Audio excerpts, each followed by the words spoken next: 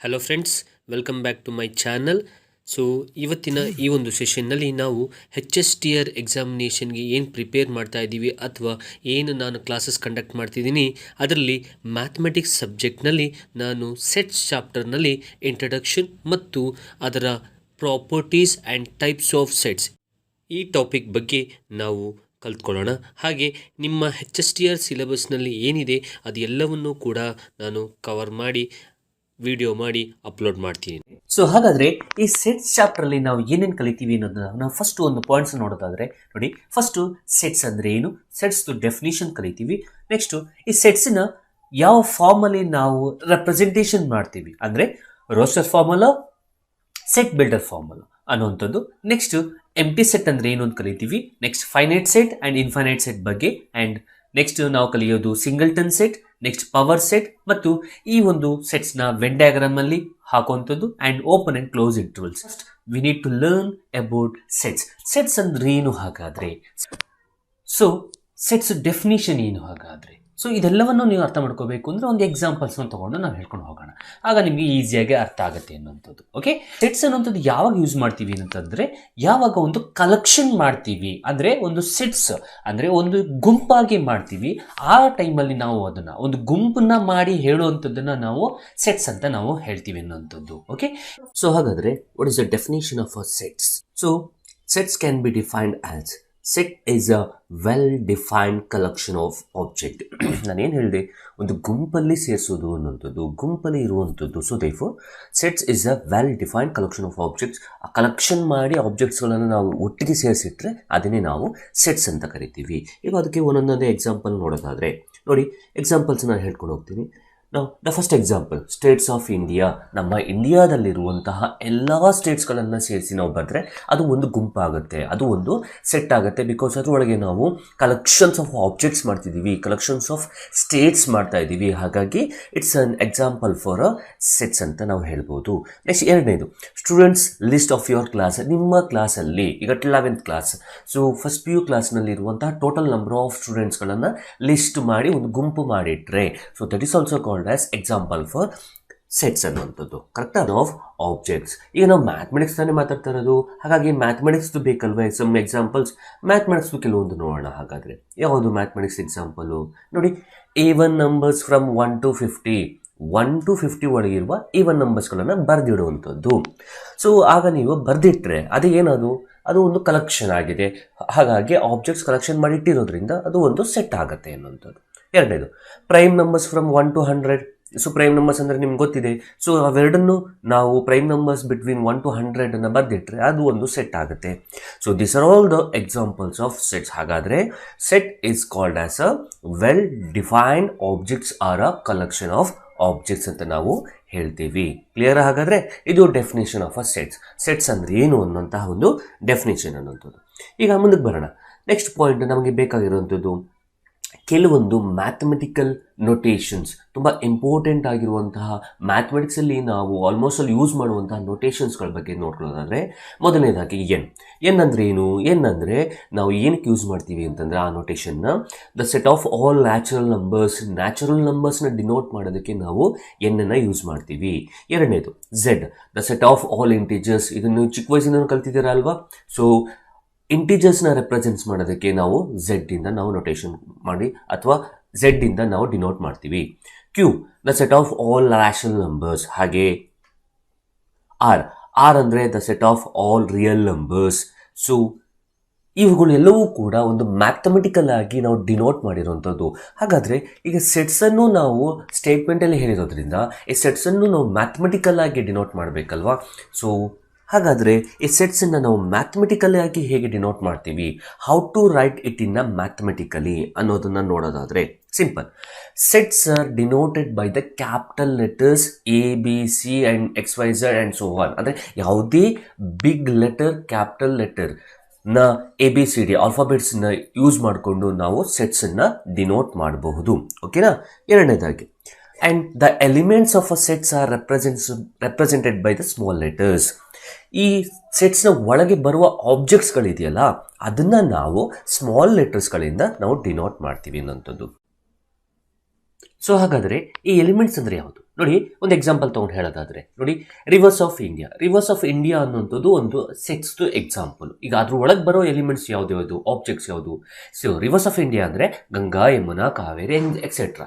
So ಇಲ್ಲಿ ಗಂಗಾ, ಯಮುನಾ, ಕಾವೇರಿ ಇವುಗಳನ್ನ ಏನು ಹೇಳ್ತೀವಿ ಅವುಗಳೇ ಎಲಿಮೆಂಟ್ಸ್. ಓಕೆ, ಸೊ ಹಾಗಾದ್ರೆ Ganga, Yamuna, Kaveri etcetera are the elements of the sets rivers of India. ಈಗ ಇದನ್ನು ಹೇಗೆ ಬರೆಯುವಂಥದ್ದು?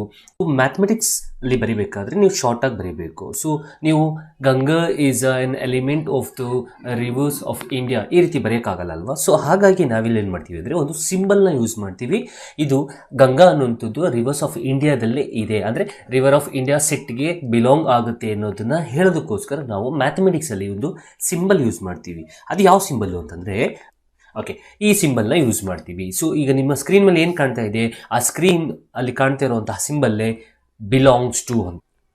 ಸೊ ಗಂಗಾ ಅನ್ನುವಂಥದ್ದು ಇಂಡಿಯಾದಲ್ಲಿ ಬರುವಂತಹ ರಿವರ್ಸ್ಗಳ ಸೆಟ್ಟಲ್ಲಿ ಈ ಗಂಗಾ ಅನ್ನುವಂಥದ್ದು ಬರುತ್ತೆ ಅನ್ನೋಂಥದ್ದಕ್ಕೆ ನಾವು ಹೇಳೋದಾದರೆ ಇಟ್ಸ್ ಬಿಲಾಂಗ್ಸ್ ಟು ಅಂತ ಹೇಳೋದಕ್ಕೆ ನಾವು ಈ ಸಿಂಬಲನ್ನು ಯೂಸ್ ಮಾಡ್ತೀವಿ ಅನ್ನೋಂಥದ್ದು. ಸೊ ಕೆಲವಾರು ಸಿಂಬಲ್ಸ್ಗಳನ್ನು ನೋಡೋದಾದರೆ ನೋಡಿ, ಸೊ ಇದು ಬಿಲಾಂಗ್ಸ್ ಟು ಅದರ ಅರ್ಥ. ಸೊ ಈಗ ನಾವು ಫಾರ್ ಎಕ್ಸಾಂಪಲ್ ಯಾವುದೋ ಒಂದು ಸೆಟ್ ತೊಗೊಳ್ತೀವಿ, ಎ ಸೆಟ್. ಆ ಎ ಸೆಟ್ಟಲ್ಲಿ ನಮಗೆ A B small letter A B ಅನ್ನೋಂಥ 2 ಎಲಿಮೆಂಟ್ಸ್ ಇದ್ದರೆ ನಾವು ಈ ರೀತಿಯಾಗಿ ಬರಿತೀವಿ ಅನ್ನೋಂಥದ್ದು. ಈಗ ಮೂರನೇದು ಸಿಂಬಲ್ ನೋಡೋದಾದರೆ ಅಕಸ್ಮಾತ್ ಯಾವುದಾದ್ರು ಒಂದು ಎಲಿಮೆಂಟು ಆ ಒಂದು ಸೆಟ್ ಎಲಿಮೆಂಟ್ ಆಗಿಲ್ಲ ಅಂತಂದರೆ ನಾವು ಈ ರೀತಿಯಾಗಿ ಬರೀತೀವಿ, it does not belongs to that set ಅನ್ನೋದನ್ನು ನಾವು ಹೇಳ್ತೀವಿ ಅನ್ನುವಂಥದ್ದು. ಓಕೆ, ಈಗ ಅದನ್ನು ನಾವು ಒಂದು ನಾರ್ಮಲ್ ಆಗಿ ಒಂದು ಎಕ್ಸಾಂಪಲ್ ತೊಗೊಂಡು ಹೇಳೋದಾದರೆ, ಸೊ ಈಗ ನಾವು ಬೇರೆ ಎಕ್ಸಾಂಪಲ್ಸ್ ಬೇಡ, ನಾವು ತೊಗೊಂಡಿರೋ ಎಕ್ಸಾಂಪಲ್ಸ್ನೇ ತೊಗೊಳ್ಳೋದಾದರೆ ನೋಡಿ, A is a set of reverse of India. ಅಂದರೆ ಎ ಅನ್ನುವಂಥದ್ದು ಒಂದು ಸೆಟ್, ಅದರಲ್ಲಿ ನಮಗೆ ಇರುವಂಥದ್ದು ರಿವರ್ಸ್ ಆಫ್ ಇಂಡಿಯಾದಲ್ಲಿ ಒಳಗೆ ಇರುವಂತಹ ರಿವರ್ಸ್ಗಳು ಯಾವ್ದ್ಯಾವುದು ನಿಮ್ಗೆ ಗೊತ್ತು, Ganga, Yamuna, Kaveri etcetera and so on. ಕರೆಕ್ಟಾ? ಸೊ ಈಗ ಇದನ್ನು ನಾವು ಹೇಗೆ ಬರೆಯೋದು? ಈಗ ಗಂಗಾ ಅನ್ನುವಂಥದ್ದು ಎ ಸೆಟ್ನಲ್ಲಿ ಇರೋದ್ರಿಂದ ಸ್ಮಾಲ್ ಜಿ ಅಂತ ಬರೆದು ನಾವು ಬಿಲಾಂಗ್ಸ್ ಟು ಸಿಂಬಲ್ ಬರೆದು ಎ ಅಂತ ಬರಿತೀವಿ. ಅಂದರೆ ಅದರರ್ಥ G belongs to A. So ಅದು ಸಿಂಬಲ್ಲು. ಸೊ ಸ್ಮಾಲ್ ಜಿ ಗಂಗಾ ಅನ್ನೋಂಥದ್ದು ಎ ಸೆಟಲ್ಲಿ ಇದೆ, ಹಾಗಾಗಿ small G belongs to A ಅನ್ನೋಂಥದ್ದು ಬರಿಬೇಕು. ಹೀಗೆ ನಾವು G belongs to capital A ಅನ್ನೋದನ್ನು ಬರೀಬೇಕಾಗತ್ತೆ. ಇಫ್ ಸಪೋಸ್ ಈಗ ನಾವು ಎನ್ ಅಂತ ಅನ್ನೋದನ್ನು ಒಂದು ರಿವರ್ ಅಂತ ತೊಗೊಳ್ಳೋಣ, ಇದು ಇಂಡಿಯಾದಲ್ಲಿ ಇಲ್ಲದೆ ಇರೋ ರಿವರ್ ಅನ್ನೋಂಥದ್ದು, ಇಂಡಿಯಾದಲ್ಲಿ ಬರದೇ ಇರೋವಂಥದ್ದು. ಈಗ ಇದು ಎ ಸೆಟಲ್ಲಿ ಇಲ್ಲದೆ ಇರೋದ್ರಿಂದ ಇದನ್ನು ನಾವು ಹೇಗೆ ನೊಟೇಷನಲ್ಲಿ ಬರಿತೀವಿ ಅಥವಾ ಹೇಗೆ ಡಿನೋಟ್ ಮಾಡ್ತೀವಿ ಅನ್ನೋದನ್ನ ನೋಡೋದಾದರೆ, ಎನ್ ನಾಟ್ ಬಿಲಾಂಗ್ಸ್ ಟು ಅಂದರೆ ಬಿಲಾಂಗ್ಸ್ ಟು ಸಿಂಬಲ್ ಬರೆದು ಒಂದು ಲೈನ್ ಎಳಿಬೇಕು. ಸೊ ನಾಟ್ ಬಿಲಾಂಗ್ಸ್ ಟು ಆ ಥರ ಬರೆದ್ರೆ ಅದು ನಾಟ್ ಬಿಲಾಂಗ್ಸ್ ಟು ಆಗುತ್ತೆ. So N is not belongs to capital A ಅಂತ ಅನ್ನೋದನ್ನು ನಾವು ಬರೀಬೇಕಾಗತ್ತೆ. ಹೀಗೆ ನಾವು ಇದನ್ನು ಬರೀಬೇಕು. ಒಂದು ಬಿಲಾಂಗ್ಸ್ ಟು ಅಂದರೆ ಎ ಸೆಟ್ಗೆ ಇರುವಂತಹ ಸೆಟ್ಗೆ ಎಲಿಮೆಂಟ್ಸು ಬಂದಿದ್ದರೆ ಬಿಲಾಂಗ್ಸ್ ಟು, ಇಲ್ಲದೇ ಇದ್ದರೆ ನಾಟ್ ಬಿಲಾಂಗ್ಸ್ ಟು ಅನ್ನೋದನ್ನು ಹೀಗೆ ಬರೀಬೇಕಾಗತ್ತೆ. ಈಗ ಮ್ಯಾಥಮೆಟಿಕಲ್ಸಲ್ಲಿ ಒಂದು ಅಥವಾ ಮ್ಯಾಥಮೆಟಿಕ್ಸಲ್ಲಿ ನಾವು ಒಂದು ತೊಗೊಂಡು ಮಾಡೋದಾದರೆ, ಸೊ ಈಗ ಒಂದು ಎಕ್ಸಾಂಪಲ್ ನೋಡಿ, ಈವನ್ ನಂಬರ್ಸ್. ಸೊ ಈವನ್ ನಂಬರ್ಸ್ಗಳು ತೊಗೊಂಡಿದ್ದೀನಿ. ನಿಮಗೆ ಎಲ್ಲಿವರೆಗೆ ಗೊತ್ತು ಈವನ್ ನಂಬರ್ಸ್ ಅಂದರೆ 2, 4, 6, 8 ... etcetera are the elements of set A. So which are divisible by 2 even numbers ಅಂದರೆ. ಓಕೆನಾ? ಈಗ ಅದು ಯಾವುದ್ರದ್ದು ಸೆಟ್ ಎ ಇದು ಎಲಿಮೆಂಟ್ಸು. ಈಗ ಅದನ್ನು ಹೇಗೆ ಬರಿತೀವಿ ನಾವು? A equals to flower bracket ಹಾಕಿ 2, 4, 6, 8 and ... etcetera and flower bracket close ಮಾಡ್ತೀವಿ. ಈ ಥರ ನಾವು ಡಿನೋಟ್ ಮಾಡ್ತೀವಿ. ಈಗ ಇದು ಎ ಸೆಟ್ಟಲ್ಲಿರುವಂತಹ ಎಲಿಮೆಂಟ್ಸ್. ಎ ಸೆಟ್ಟಲ್ಲಿರುವ ಎಲಿಮೆಂಟ್ಸ್ ಯಾವುದ್ಯಾವುದು ಆಯಿತು ಹಾಗಾದರೆ? 2, 4, 6, 8 ... ಹೌದಲ್ಲ? ಇದು ಈವನ್ ನಂಬರ್ಸ್ಗಳು. ಸೊ ಈಗ ಈ ಸೆಟ್ಟಲ್ಲಿ, ಸೊ ಎ ಅನ್ನುವಂಥ ಒಂದು ಸೆಟ್ ಈವನ್ ನಂಬರ್ಸಿಂದ ಇರುವಂತಹ ಒಂದು ಸೆಟ್. ಈ ಈವನ್ ನಂಬರ್ಸ್ಗಳಲ್ಲಿ ನಾವು 3 ಅನ್ನುವಂಥದ್ದು ಇದೆ ಅಂತ ಅನ್ನೋದನ್ನು ಐಡೆಂಟಿಫೈ ಮಾಡೋದಾದರೆ ನೋಡಿ, 3 ಅನ್ನುವಂಥದ್ದು it's not A even number, ಹೌದಲ್ವಾ? ಹಾಗಾದರೆ ಈ 3 ಅನ್ನುವಂಥದ್ದು ಈ ಎ ಸೆಟ್ನಲ್ಲಿ ಇಲ್ಲ. ಹಾಗಾದರೆ ಇದನ್ನೇ ನಾವು ಹೇಗೆ ಡಿನೋಟ್ ಮಾಡ್ತೀವಿ ಅಂದರೆ 3 does not belongs to a set. ಯಾಕೆಂದರೆ 3 is not a member of that A set. ಕರೆಕ್ಟಾ? ಅದೇ 4 ಅನ್ನುವಂಥದ್ದನ್ನು ನಾವು ತೊಗೊಂಡ್ರೆ, ಎಸ್ 4 ಅನ್ನುವಂಥದ್ದು ಅಲ್ಲಿದೆ. 4 ಅನ್ನುವಂಥದ್ದು ಇಟ್ಸ್ ಎ ಈವನ್ ನಂಬರ್. ಹಾಗಾಗಿ 4 ಅನ್ನುವಂಥದ್ದು ಆ ಎ ಸೆಟ್ನಲ್ಲಿ ಇರೋದ್ರಿಂದ 4 ಬಿಲಾಂಗ್ಸ್ ಟು ಎ ಅನ್ನೋದನ್ನು ನಾವು ಬರಿತೀವಿ. ಹೀಗೆ ನಾವು ಡಿನೋಟ್ ಮಾಡುವಂಥದ್ದು. ಸೊ ಇಷ್ಟು ನಿಮಗೆ ಅರ್ಥ ಆಗಿದೆ ಅಂತ ಅಂದ್ಕೊಳ್ತೀನಿ ಕಾನ್ಸೆಪ್ಟು. ಈಗ ಇದನ್ನು 2 ತರಹ ಡಿನೋಟ್ ಮಾಡ್ತೀವಿ, 2 ಫಾರ್ಮಲ್ಲಿ. ಅದನ್ನು ನೋಡೋಣ. ಹಾಗಾದರೆ ಸೆಟ್ಸ್ನ ನಾವು ಎರಡು ರೀತಿಯಲ್ಲಿ ರೆಪ್ರೆಸೆಂಟ್ ಮಾಡ್ತೀವಿ. There are two methods of representing a set. One is about roster or tabular form, the second one is set builder form. ಈಗ ಒಂದೊಂದಾಗಿ ನೋಡ್ಕೊಂಡು ಹೋಗೋಣ ಯಾವ್ದು ಏನೇನು ಅನ್ನುವಂಥದ್ದು. ಮೊದಲನೇದು ರೋಸ್ಟರ್ ಆರ್ ಟ್ಯಾಬ್ಲರ್ ಫಾರ್ಮ್. ಹಾಗಾದರೆ ರೋಸ್ಟರ್ ಆರ್ ಟ್ಯಾಬ್ಲರ್ ಫಾರ್ಮ್ ಅಂದರೆ ಏನು, ಇದರಲ್ಲಿ ಹೇಗೆ ಇರುತ್ತೆ, ಸೆಟ್ಸನ್ನು ಹೇಗೆ ರೆಪ್ರೆಸೆಂಟೇಷನ್ ಈ ಒಂದು ಮೆಥಡಲ್ಲಿ ಮಾಡ್ತೀವಿ ಅನ್ನೋದನ್ನು ನೋಡೋದಾದರೆ, ಮೊದಲನೇದಾಗಿ in a roster form all the elements of a set are list ಮಾಡಿರ್ತೀವಿ and the elements are being separated by commas and are enclosed with in a braces. ಅದರರ್ಥ ಇಲ್ಲಿ 3 ಪಾಯಿಂಟ್ ತಿಳ್ಕೊಳ್ಳಿ. ಒಂದು ಲಿಸ್ಟ್ ಮಾಡಿರ್ತೀವಿ ಈ ಮೆಥಡಲ್ಲಿ ಸೆಟ್ಸ್ನ, ಎರಡನೇದು ಕಾಮಾಸಲ್ಲಿ ಬರೆದಿರ್ತೀವಿ, ಮೂರನೇದು ಬ್ರೇಸ್ ಅಂದರೆ ಬ್ರ್ಯಾಕೆಟಲ್ಲಿ ಓಪನ್ ಬ್ರ್ಯಾಕೆಟ್ ಕ್ಲೋಸ್ ಬ್ರ್ಯಾಕೆಟಲ್ಲಿ ಹಾಕಿರ್ತೀವಿ ಅನ್ನೋಂಥದ್ದು. ಈಗ ಒಂದು ಎಕ್ಸಾಂಪಲ್ ನೋಡೋಣ. ನೋಡಿ, ಎಕ್ಸಾಂಪಲ್ ತೊಗೊಂಡಿದ್ದೀನಿ. The sets of all vowels in English alphabets. So English ಆಲ್ಫಾಬೆಟ್ಸಲ್ಲಿ ಬರುವಂತಹ ಓವೆಲ್ಸ್ಗಳನ್ನು ಮಾತ್ರ ನಾವು ಈ ರೋಸ್ಟರ್ ಫಾರ್ಮಲ್ಲಿ ಹೇಗೆ ಬರೆಯೋದು ಅಂತ ನೋಡೋದಾದರೆ ನೀವು. ಓಕೆ, ಸೊ ಈಗ ನಾನು ಇದನ್ನು ವಿ ಅಂತಲೇ ಯೂಸ್ ಮಾಡ್ತೀನಿ, ಎ ಅಂತ ಯೂಸ್ ಮಾಡಲ್ಲ. ಯಾಕೆ ಅಂತಂದರೆ ಓವಲ್ಸ್ ಆಗಿರೋದ್ರಿಂದ ನಾನು ವಿ ಅಂತಲೇ ಯೂಸ್ ಮಾಡ್ತೀನಿ. ವಿ ಈಕ್ವಲ್ಸ್ ಟು ನಾವು ಫ್ಲವರ್ ಬ್ರಾಕೆಟ್ ಹಾಕಬೇಕು.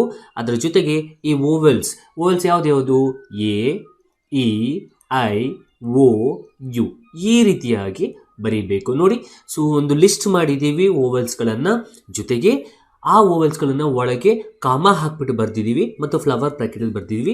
ಈ ರೀತಿ ಬರೆದ್ರೆ ಇದನ್ನೇ ನಾವು ರೋಸ್ಟರ್ ಆರ್ ಟ್ಯಾಬ್ಲರ್ ಫಾರ್ಮ್ ಅಂತ ನಾವು ಹೇಳ್ತೀವಿ. ಈ ಮೆಥಡಲ್ಲಿ ಈ ರೀತಿಯಾಗಿ ನಾವು ಬರಿಬೇಕು. ಇನ್ನೊಂದು ಎಕ್ಸಾಂಪಲ್ ತಗೊಳ್ಳೋದಾದ್ರೆ, ಎರಡೇ example. Second example, A is a set of even numbers between 1 to 10. ಅಂದರೆ ಅರ್ಥ 1 ಮತ್ತು 10 ಮಧ್ಯೆ ಇರುವ ಈವನ್ ನಂಬರ್ಸ್ಗಳನ್ನು ನಾವು ರೋಸ್ಟರ್ ಫಾರ್ಮಲ್ಲಿ ಹೇಗೆ ಬರೆಯೋದು ಅನ್ನೋದು. ಸೊ ಈಗ ಎ ಅನ್ನೋದು ಒಂದು set. So therefore A equals to, ನಾವು ಈಗ ಡೆಫಿನೇಷನ್ ಪ್ರಕಾರ ಬರೆಯೋಣ. ಲಿಸ್ಟ್ ಮಾಡಬೇಕು first. So flower bracket open ಮಾಡಿದ್ದೀನಿ. ಸೊ ಈವನ್ ನಂಬರ್ಸ್ ತಗೋಬೇಕು. ಎಲ್ಲಿಂದ 1 to 10. 1 to 10 ಮಧ್ಯೆ ಇರೋ ಈವನ್ ನಂಬರ್ಸ್ಗಳು ಯಾವುದು? ಸೊ 2, 4, 6 ಮತ್ತು 8. ಇದನ್ನು ನಾನು ಲಿಸ್ಟ್ ಮಾಡಿದ್ದೀನಿ, ಕಾಮಾದಲ್ಲಿ ಹಾಕಿ ಬರೆಸಿದ್ದೀನಿ ಮತ್ತು ಫ್ಲವರ್ ಬ್ರಾಕೆಟಲ್ಲಿ ಹಾಕಿ ಬರ್ದಿದ್ದೀನಿ. ಈ ರೀತಿಯಾಗಿ ನಾವು ಬರಿಬೇಕು. ಈ ರೀತಿಯಾಗಿ ಬರೆದ್ರೆ ಅದೇ ನಾವು ರೋಸ್ಟರ್ ಮೆಥಡ್ ಅಂತ ನಾವು ಹೇಳ್ತೀವಿ, ಅಥವಾ ರೋಸ್ಟರ್ ಫಾರ್ಮಲ್ಲಿ ಬರೆದಿದ್ದೀವಿ ಅನ್ನೋದನ್ನ ನಾವು ಹೇಳ್ತೀವಿ. ಫಾರ್ ಎಕ್ಸಾಂಪಲ್, ಇನ್ನೊಂದು ಪಾಯಿಂಟ್ ನೀವು ತಿಳ್ಕೊಬೇಕಾಗಿರುವಂಥದ್ದು ಏನು ಅಂತಂದರೆ, ಎಕ್ಸಾಂಪಲ್ ತಗೊಳ್ಳೋದಾದರೆ ಒಂದು ವರ್ಡ್ ತಗೊಳ್ತೀನಿ, ಮ್ಯಾಥಮೆಟಿಕ್ಸ್ ಅನ್ನೋಂಥ ಒಂದು ವರ್ಡ್ ತೊಗೊಳ್ತೀನಿ. ಈ ಮ್ಯಾಥಮೆಟಿಕ್ಸ್ ಅನ್ನೋ ಒಂದು ವರ್ಡ್ನ ಇಟ್ಕೊಂಡು ನಾವು ಒಂದು ಸೆಟ್ನ ಮಾಡೋದಾದರೆ, ಸೊ ಎ ಈಕ್ವಲ್ಸ್ ಟು, ಈಗ ಇಲ್ಲಿ ಇದು ಒಳಗಿರುವಂಥ ಎಲಿಮೆಂಟ್ಸ್ಗಳನ್ನ ನಾನು ಇಲ್ಲಿ ಬರೆಯೋದಾದರೆ, ಮೊದಲನೇದಾಗಿ small M, A, T, H, E. ನಾವು ಇಲ್ಲಿ ನೋಡಿದ್ರೆ ಎಮ್ ಮತ್ತು ಎ ಅನ್ನುವಂಥದ್ದು ಮತ್ತು ಟಿ ಅನ್ನುವಂಥದ್ದು ನಮಗೆ ಇಲ್ಲಿ ರಿಪೀಟ್ ಆಗಿದೆ, ಈಗಾಗಲೇ ಬರ್ತಿದ್ದೀನಿ. ಹಾಗಾಗಿ ಇಲ್ಲಿ ನೀವು ಇದನ್ನು 2 ಸಲ ಬರೆಯೋ ಅವಶ್ಯಕತೆ ಇಲ್ಲ. ಹಾಗೆ ಅದನ್ನು ಬಿಟ್ಟು ಒಂದು ಸಲ ಮಾತ್ರ ಬರೆದ್ರೂ ಸಾಕು, ಉಳಿದಿರೋ ಎಲಿಮೆಂಟ್ಸ್ನು ಬರೆದ್ರೂ ಸಾಕು. ಹಾಗಾದರೆ ಈ ಆದಮೇಲೆ ಬರುವಂಥದ್ದು ನಿಮಗೆ ಎಮ್, ಎ, ಟಿ ರಿಪೀಟ್ ಆಗಿರೋದ್ರಿಂದ ಐ, ಸಿ, ಎಸ್ ಬರುತ್ತೆ. ಇದನ್ನು ಫ್ಲವರ್ ಬ್ರಾಕೆಟಲ್ಲಿ ಹೀಗೆ ಕ್ಲೋಸ್ ಮಾಡಿ ಬರೆದ್ರೆ ಇದು ಎಯ ಒಂದು ಸೆಟ್, ಅದರ ಒಳಗೆ ಬರುವಂತಹ ಮ್ಯಾಥಮೆಟಿಕ್ಸ್ ವರ್ಡ್ಸ್ನ ಯೂಸ್ ಮಾಡಿಕೊಂಡು ಬರೆದಿರುವಂಥ ಒಂದು ಸೆಟ್ ಆಗುತ್ತೆ ಅನ್ನುವಂಥದ್ದು. ಸೊ 2 ಪಾಯಿಂಟ್ ತಿಳ್ಕೊಳ್ಳಿ. ಮೊದಲನೇದು, ನೀವು ಆರ್ಡರ್ ವೈಸಲ್ಲೇ ಬರೀಬೇಕು ಅಂತ ಏನೂ ಇಲ್ಲ.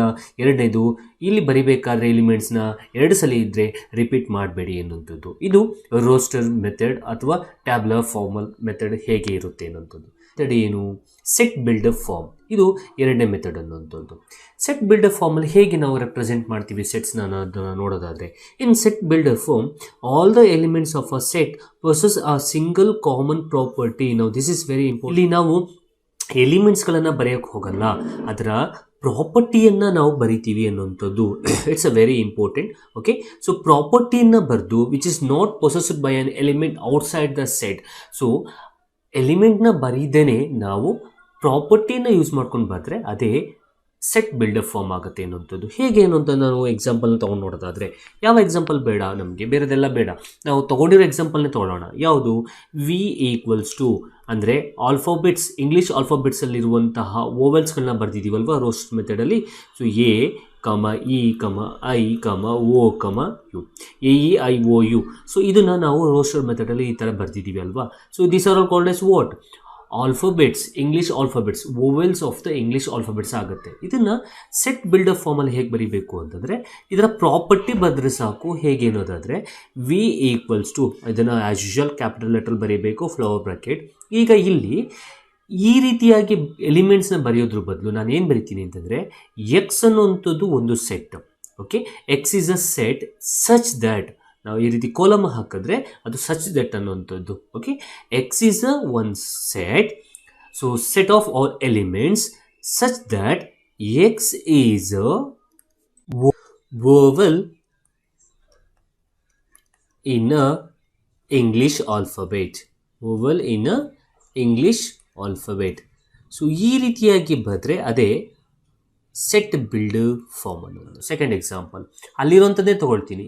ಸೊ ಮೊದಲನೇದಾಗಿ ರೋಸ್ಟರ್ ಫಾರ್ಮಲ್ಲಿ ಏನು ಬರ್ತಿದ್ದು, ಒಂದು ಸೆಟ್ ಇತ್ತು, ಎ ಅನ್ನುವಂಥ ಒಂದು ಸೆಟ್ಟು. ಅದರಲ್ಲಿ ಈವನ್ ನಂಬರ್ಸ್ ಬಿಟ್ವೀನ್ 1 to 10 ಇತ್ತು. ನಾವು ಏನೇನು ಬರ್ತಿದ್ದು 2, 4, 6, 8 ಇದನ್ನು ಬರ್ತಿದ್ದು. ಇದು ಯಾವ ಫಾರ್ಮಲ್ಲಿದೆ, ರೋಸ್ಟರ್ ಫಾರ್ಮಲ್ಲಿದೆ. ಈಗ ಇದನ್ನು ಸೆಟ್ ಬಿಲ್ಡರ್ ಫಾರ್ಮಲ್ಲಿ ಹೇಗೆ ಬರೆಯೋದು ನೋಡಿ, ಸಿಂಪಲ್.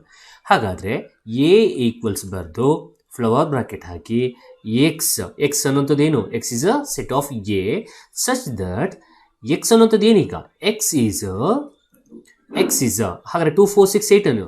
ಸೊ 2, 4, 6, 8 ಅನ್ನೋಂಥದ್ದು even numbers. X is so even numbers, X is even numbers ಎಲ್ಲಿಂದ ಎಲ್ಲಿವರೆಗೆ, ಬಿಟ್ವೀನ್ 1 to 10 ನೋಡಿ, ಈ ರೀತಿಯಾಗಿ ಬರೀಬೇಕು. ಈಗ ನಮ್ಮ ನೆಕ್ಸ್ಟ್ ಕಾನ್ಸೆಪ್ಟ್ ಯಾವುದಿದೆ ಅಂತ ನೋಡೋದಾದರೆ ನೋಡಿ, ದ ನೆಕ್ಸ್ಟ್ ಕಾನ್ಸೆಪ್ಟ್ ನಾವು ಕಲಿಬೇಕಾಗಿರುವಂಥದ್ದು ದ ಎಂಟಿ ಸೆಟ್. ಸೊ ಹೆಸರೇ ಹೇಳ್ತಾ ಇದೆ ನಿಮಗೆ ಎಂಟಿ ಅಂತಂದರೆ ಖಾಲಿ ಅಂತ ಅನ್ನೋದು, ಹೌದಲ್ವಾ? ಹಾಗಾದರೆ ಒಂದು ಸೆಟ್ಟಲ್ಲಿ ನಿಮಗೆ ಎಲಿಮೆಂಟ್ಸ್ಗಳು ಇಲ್ಲದೇ ಇದ್ದರೆ ಆಗ ಅದನ್ನು ನಾವು ಎಂಟಿ ಸೆಟ್ ಅಂತ ನಾವು ಅದನ್ನು ಕರಿತೀವಿ ಅನ್ನೋಂಥದ್ದು. ಸೊ ಈ ಎಂಟಿ ಸೆಟ್ಗೆ ಇನ್ನೊಂದು ಹೆಸರಿದೆ, ಅದೇ ನಲ್ ಸೆಟ್ ಅನ್ನೋಂಥದ್ದು. ಓಕೆ, ಸೊ ಹಾಗಾದರೆ ಒಂದು ಎಕ್ಸಾಂಪಲ್ ತೊಗೊಂಡು ನಾವು ಈಗ ಅದನ್ನು ಎಂಟಿ ಸೆಟ್ ಅಂದರೆ ಏನು ಅಂತ ಅನ್ನೋದನ್ನು ನೋಡೋದಾದರೆ, ಸೊ ಡೆಫಿನೇಷನ್ ಕಲಿಬೇಕು. ಬಟ್ ಡೆಫಿನೇಷನ್ ಕಲಿಯೋದಕ್ಕಿಂತ ಮುಂಚೆ ಸೊ ನಾನು ಹೇಳಿದಾಗೆ ಎಂಟಿ ಅಂದರೆ ಖಾಲಿ.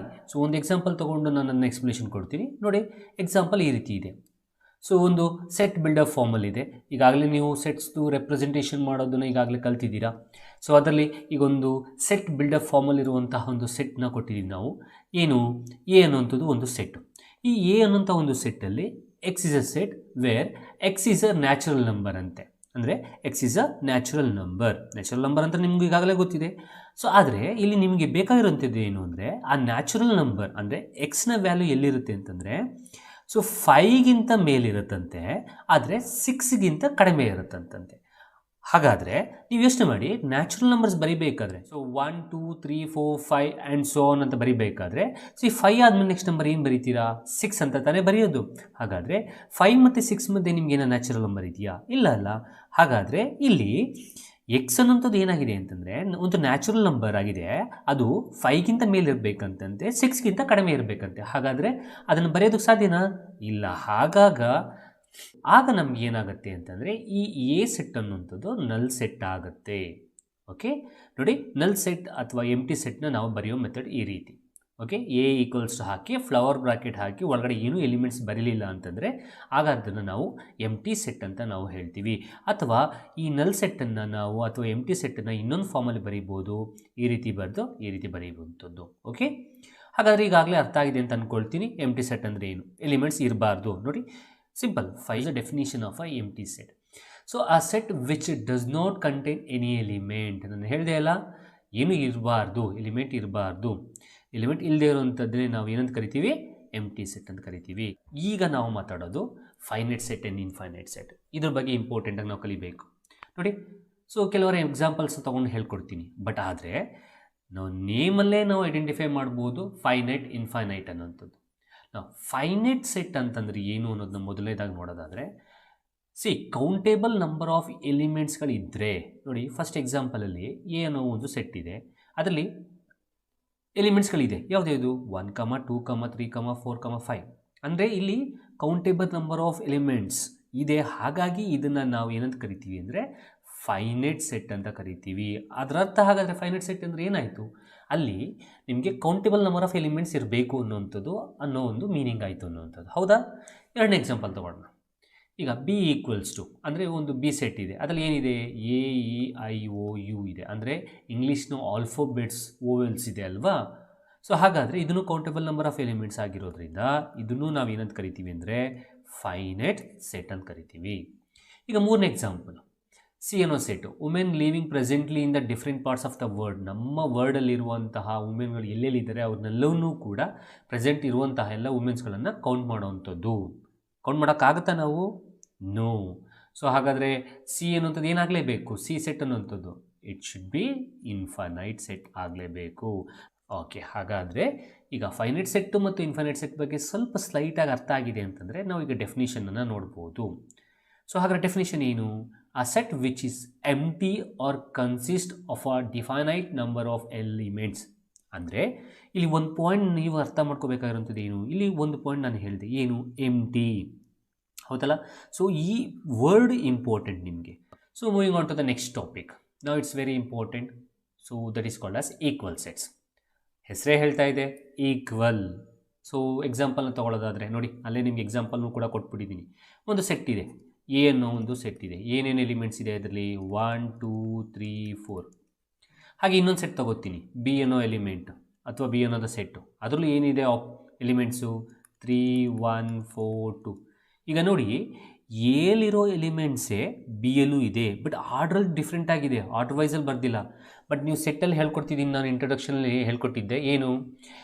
ನಾವು ಆರ್ಡ್ರಲ್ಲಿ ಬರೀಬಹುದು, ಬರೀದೇ ಇರಬಹುದು ಅದನ್ನು ಸೆಟ್ ಒಳಗಿರೋ ಎಲಿಮೆಂಟ್ಸ್ನ, ಹೌದಲ್ವಾ? ಹಾಗಾದರೆ ನಾವು ಇಲ್ಲಿ ಎರಡು ಸೆಟ್ಟನ್ನು ಚೆಕ್ ಮಾಡಿದಾಗ ಬಿ ಯಲ್ಲಿರೋ ಎಲಿಮೆಂಟು ಎಲಿದೆ, ಎಲಿರೋ ಎಲಿಮೆಂಟು ಬಿ ಯಲ್ಲಿದೆ. ಹಾಗಾದರೆ ಎಲಿರೋ ಎಲಿಮೆಂಟು ಬಿ ಯಲ್ಲಿದೆ ಅಂತ ಹೇಳ್ಬೋದಾ? ಸೊ 3 1 4 2 ಅಥವಾ 1 2 3 4 1 2 3 4 ಇದೆ. ಹಾಗಿದ್ದಾಗ ಎಲಿರೋ ಎಲಿಮೆಂಟು ಬಿ ಯಲ್ಲೂ ಇದ್ದರೆ ಆಗ ನಾವು ಎ ಅನ್ನುವಂಥದ್ದು ಬಿಗೆ ಈಕ್ವಲ್ ಸೆಟ್ ಅಂತ ಕರಿತೀವಿ. ಹಾಗಾದ್ರೆ ಈಕ್ವಲ್ ಸೆಟ್ ಅಂದರೆ ಅರ್ಥ ಆಗಿದೆ ಅಂದ್ಕೊಳ್ತೀನಿ. ಕ್ಲಿಯರಾ?